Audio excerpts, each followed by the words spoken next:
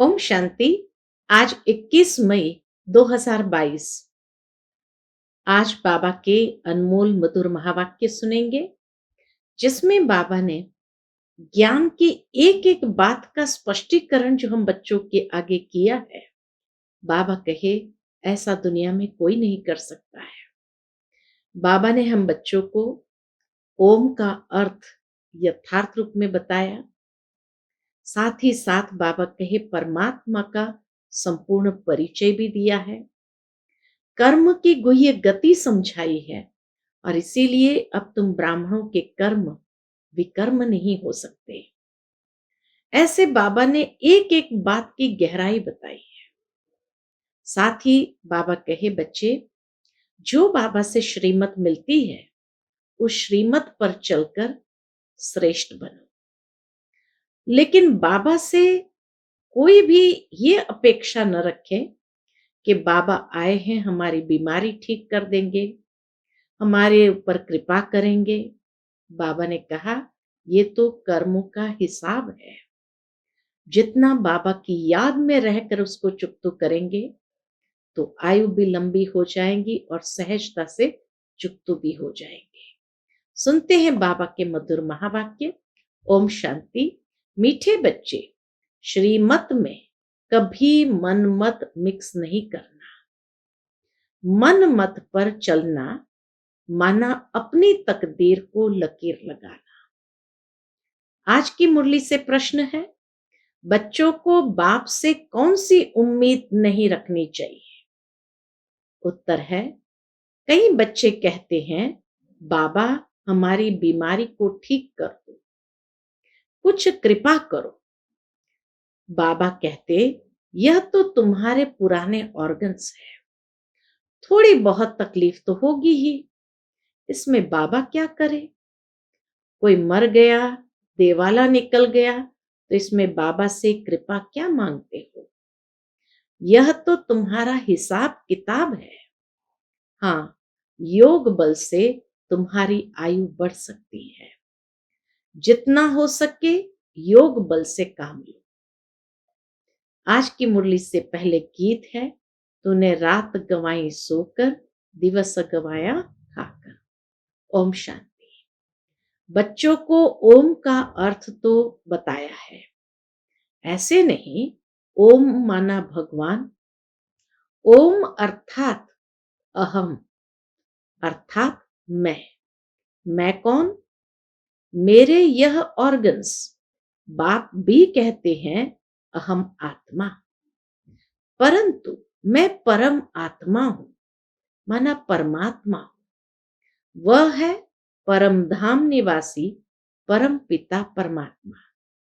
कहते हैं मैं इस शरीर का मालिक नहीं हूं। शिव बाबा कहते हैं मैं इस शरीर का मालिक नहीं हूं। मैं क्रिएटर, डायरेक्टर, एक्टर कैसे हूं? यह समझने की बातें हैं। हर बात बाबा अच्छी तरह से स्पष्ट करके समझाते हैं। मैं स्वर्ग का रचयिता जरूर हूं, सतयुग को रचकर कलयुग का विनाश जरूर कराना ही है। मैं करण करावनहार होने कारण मैं कराता हूं। ये कौन कहते हैं? परम पिता परमात्मा। फिर कहते हैं मैं ब्रह्मांड का मालिक हूं। ब्रह्मांड के मालिक तुम बच्चे भी हो, जब बाप के साथ रहते हो। उनको स्वीट होम भी कहते हैं। फिर जब सृष्टि रची जाती है तो पहले ब्राह्मण रचते हैं, जो फिर देवता बनते हैं। वह पूरे 84 जन्म लेते हैं। शिव बाबा एवर पूज्य है। आत्मा को तो पुनर्जन्म लेना ही है, बाकी 84 लाख तो हो नहीं सकते। बाप कहते हैं तुम अपने जन्मों को नहीं जानते, मैं बताता हूं। 84 का चक्र कहा जाता है, 84 लाख का नहीं। इस चक्र को याद करने से तुम चक्रवर्ती राजा बनते हो। अब बाप कहते हैं माम एकम याद करो। देह सहित देह के सभी संबंधों को भूल जाओ, अब तुम्हारा ये अंतिम जन्म है। जब तक ये बातें बुद्धि में नहीं आई है, तब तक समझेंगे नहीं। ये पुराना शरीर, पुरानी दुनिया है। यह देह तो खलास हो जानी है। कहावत भी है, आप मुए मर गई दुनिया। ये पुरुषार्थ का थोड़ा सा संगम का समय है। बच्चे पूछते हैं, बाबा यह ज्ञान कब तक चलेगा? तो क्या कहते बाबा, जब तक भविष्य दैवी राजधानी स्थापन हो जाए तब तक सुनाते ही रहेंगे। इम्तिहान पूरा होगा, फिर ट्रांसफर होंगे नई दुनिया में। जब तक शरीर को कुछ न कुछ होता रहता है, बाबा के पुरानी दुनिया है, तो पुरानी दुनिया में तब तक शरीर को कुछ न कुछ होता रहता है। ये शारीरिक रोग भी कर्म भोग है। बाबा का यह शरीर कितना प्रिय है, तो भी खांसी आदि होती है। शिव बाबा ने लोन लिया है और शिव बाबा को यह शरीर प्रिय है, तो भी खांसी आदि होती है। तो बाबा कहते, यह तुम्हारे ऑर्गन्स पुराने हो गए हैं। आपस की चिट-चैट, ये तुम्हारे ऑर्गन्स पुराने हो गए हैं, इसलिए तकलीफ होती है। इसमें बाबा मदद करे, ये उम्मीद नहीं रखनी चाहिए। देवाला निकला, बीमार हुआ, बाप कहेंगे यह तुम्हारा ही हिसाब किताब है। हाँ, फिर भी योग से आयु बढ़ेगी, तुमको ही फायदा है। अपनी मेहनत करो, कृपा नहीं मांगो। बाप की याद में कल्याण है। बाप की याद में बाबा कहे कल्याण है। जितना हो सके योग बल से काम लो। गाते हैं ना, मुझे पलकों में छिपा लो। हे प्रभु, मुझे पलकों में छिपा लो। प्रिय चीज को नूरे रत्न प्राण प्यारी कहते हैं। यह बाप तो बहुत प्रिय है, हर बच्चे के लिए बाप तो बहुत प्रिय है, परंतु है गुप्त, इसलिए लव पूरा ठहरता नहीं। नहीं तो उनके लिए लव ऐसा होना चाहिए जो बात मत पूछो। बच्चों को तो बाप पलकों में छिपा लेते हैं। बाबा को भी अपना ही प्यार है, तो बाबा कहे बच्चों को तो बाप पलकों में छिपा लेते हैं। पलके कोई यह आंखें नहीं, यह तो बुद्धि में याद रखना है कि यह ज्ञान हमको कौन दे रहे हैं। मोस्ट बिलवेड निराकार बाप, जिसकी ही महिमा है।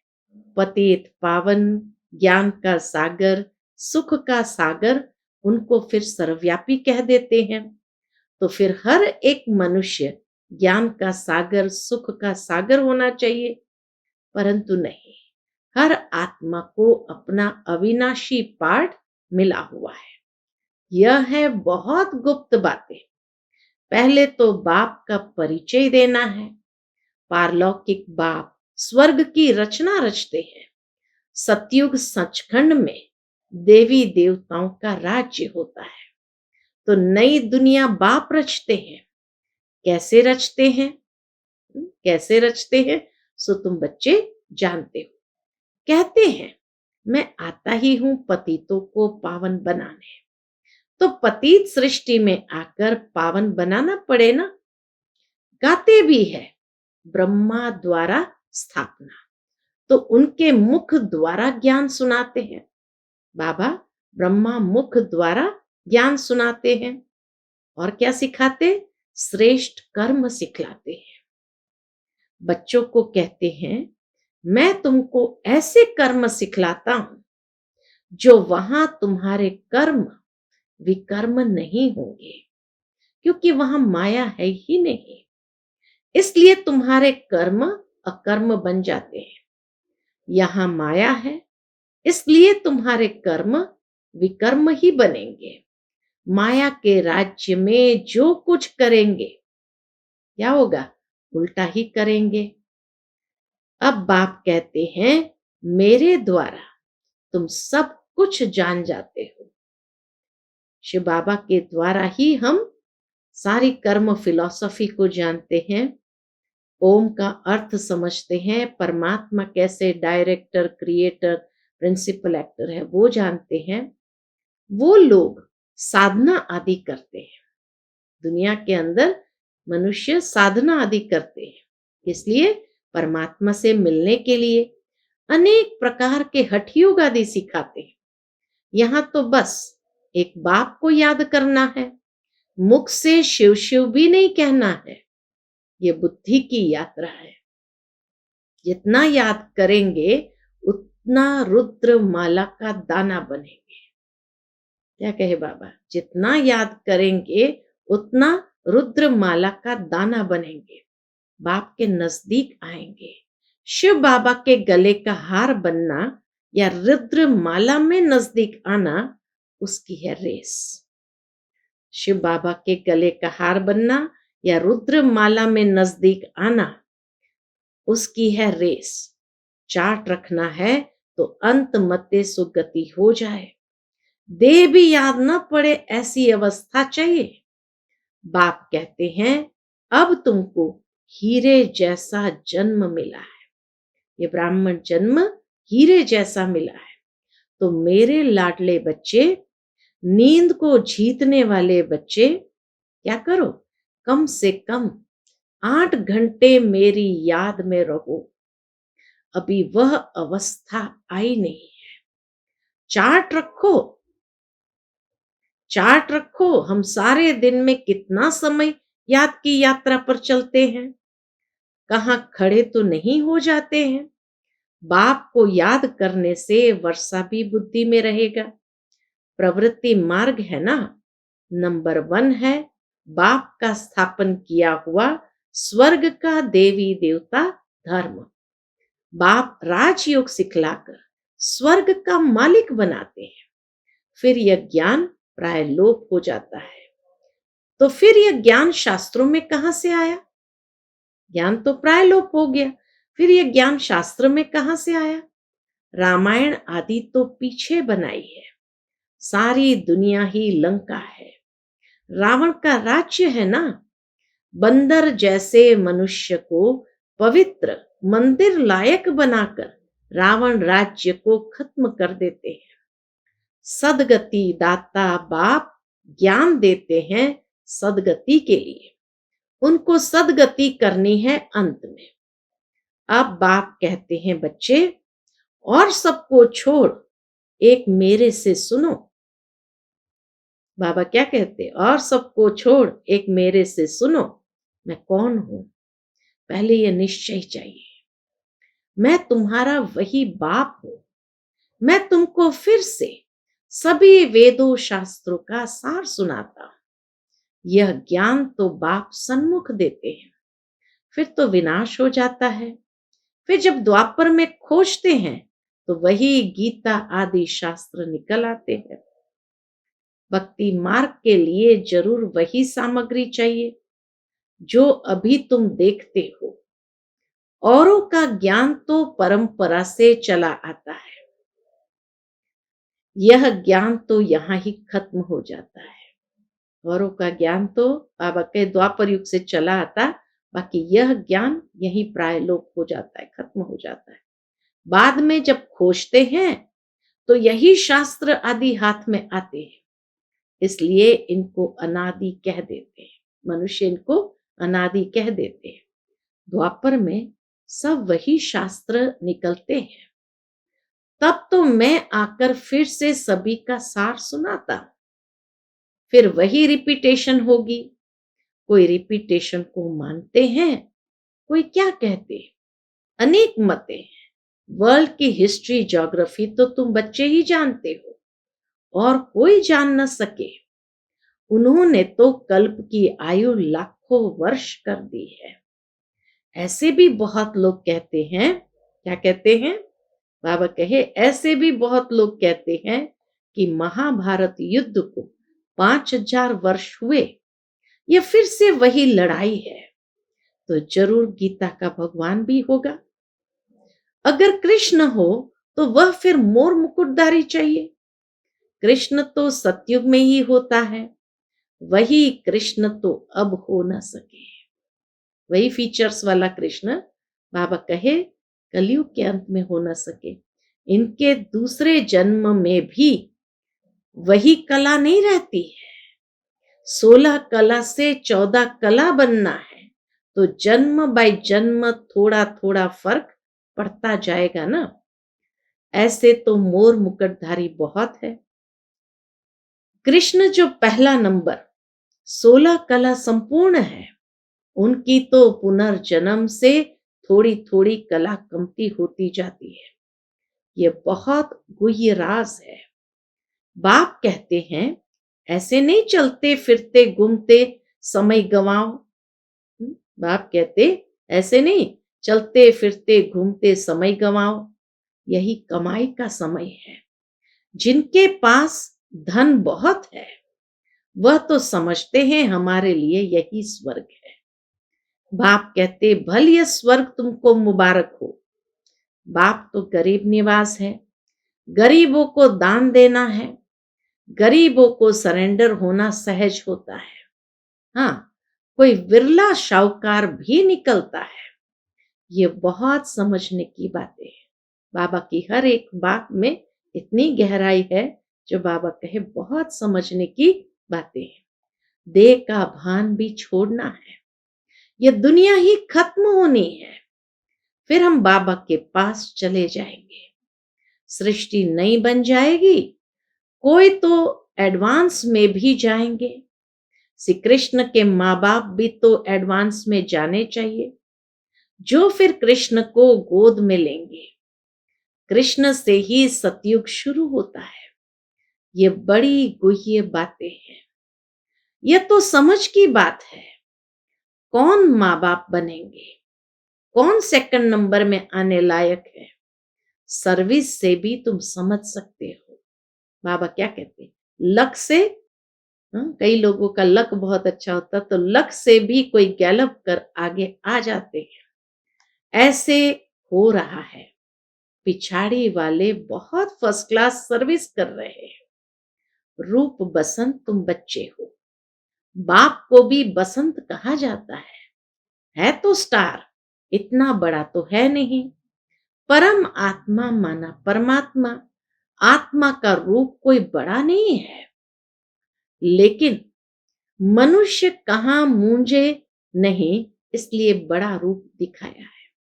मनुष्य मूंझ न जाए, इसलिए बड़ा शिवलिंग दिखा देते हैं। ऊंचे ते ऊंचा है शिव बाबा। फिर है ब्रह्मा विष्णु शंकर। ब्रह्मा भी व्यक्त से अव्यक्त बनता है, और कोई चित्र है नहीं। विष्णु के 2 रूप लक्ष्मी नारायण बनते हैं। शंकर का पाठ सूक्ष्म वतन तक है। यहां स्थूल सृष्टि पर आकर पाठ बजाने का नहीं है। शंकर का पाठ सूक्ष्म वतन तक है, यहाँ स्थूल वतन में आकर पाठ बजाने का नहीं है। न पार्वती को अमर कथा सुनाते हैं। ये सब भक्ति मार्ग की कथाएं हैं। ये शास्त्र फिर भी निकलेंगे, उनमें कुछ आटे में नमक जितना सच है। जैसे श्रीमद् भगवत गीता अक्षर राइट है, फिर कह देते श्री कृष्ण भगवान, ये बिल्कुल रॉन्ग। देवताओं की महिमा अलग, ऊंचते ऊंच है ही परम पिता परमात्मा, जिसको सब याद करते हैं, उनकी महिमा अलग है। सब एक कैसे हो सकते? बाबा कहे, सब एक कैसे हो सकते? सर्वव्यापी का अर्थ ही नहीं निकलता। तुम हो रूहानी सेल्वेशन आर्मी, परंतु गुप्त हो। स्थूल हथियार आदि तो हो न सके। ये ज्ञान के बाण, ज्ञान कटारी की बात है। मेहनत है किसमें? पवित्रता में। बाप से पूरी प्रतिज्ञा करनी है, बाबा हम पवित्र बन स्वर्ग का वर्षा जरूर लेंगे। वर्षा बच्चों को ही मिलता है। बाप आकर आशीर्वाद करते हैं, माया रावण तो श्रापित करती है। तो ऐसे मोस्ट बिलवेड बाप के साथ कितना प्यार चाहिए। ऐसे मोस्ट बिलवेड बाप के साथ कितना प्यार चाहिए। बच्चों की निष्काम सेवा करते हैं। शिव बाबा बच्चों की कितनी निष्काम सेवा करते हैं। पतित दुनिया, पतित शरीर में आकर तुम बच्चों को हीरे जैसा बनाए खुद निर्वाण धाम में बैठ जाते हैं। इस समय तुम सबकी वानप्रस्थ अवस्था है, इसलिए बाबा आया है, सबकी ज्योति जग जाती है तो सब मीठे बन जाते हैं। हर एक आत्मा की ज्योति जग जाती तो बाबा के सब मीठे बन जाते हैं। बाबा जैसा मीठा बनना है। गाते हैं ना, कितना मीठा कितना प्यारा शिव भोला भगवान। लेकिन बाबा कितना निरहंकार से तुम बच्चों की सेवा करते हैं। तुम बच्चों को भी इतनी रिटर्न सर्विस करनी चाहिए। बाबा जितना निष्काम निरहंकार के साथ बच्चों की सेवा करते हैं, तो बाबा कहे बच्चों को भी इतनी रिटर्न सर्विस करनी चाहिए।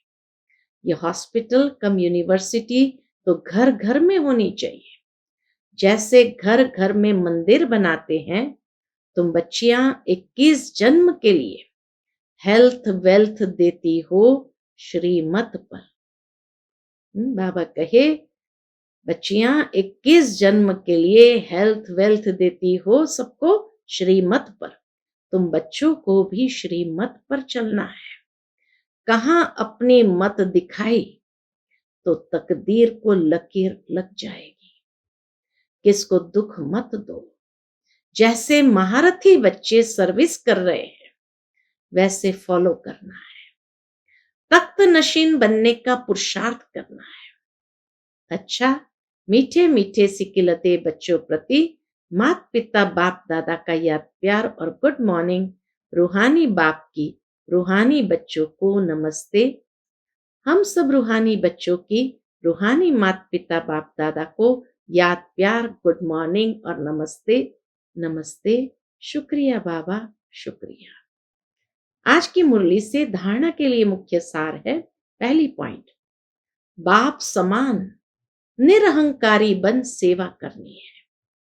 बाप की जो सेवा ले रहे हैं उसका दिल से रिटर्न देना है। बहुत मीठा बनना है। दूसरी पॉइंट, चलते फिरते अपना समय नहीं गंवाना है। शिव बाबा के गले का हार बनने के लिए रेस करनी है। देह भी याद न पड़े, इसका अभ्यास करना है। ये देह भी याद न पड़े, इसका अभ्यास करना है। आज का बाप दादा का मधुर वरदान हम बच्चों के प्रति है। ड्रामा के हर राज को जान, सदा खुश राजी रहने वाले नॉलेजफुल त्रिकालदर्शी भव। ड्रामा के हर राज को जान, सदा खुश राजी रहने वाले नॉलेजफुल त्रिकालदर्शी भव। जो बच्चे नॉलेजफुल त्रिकालदर्शी है, वे कभी नाराज नहीं हो सकते। भल कोई गाली भी दे, इंसल्ट कर दे, तो भी राजी, क्योंकि ड्रामा के हर राज को जानने वाले नाराज नहीं होते। नाराज वो होता, बाबा कहे नाराज वो होता है जो राज को नहीं जानता है। इसलिए सदैव यह स्मृति रखो कि भगवान बाप के बच्चे बनकर भी राजी नहीं होंगे तो कब होंगे। तो अभी जो खुश भी है, राजी भी है, वही बाप के समीप और समान है।